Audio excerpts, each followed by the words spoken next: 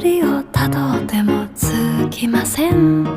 森の小さなレストラン、空っぽのポケットをまっさぐって忘れた人からたどり着く。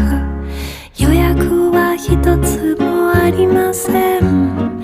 森の小さなレストラン、空席だらけのランチ時、小鳥がパタパタ笑ってる。チュルチュンチュンチュンチュンチュンチュルチュン。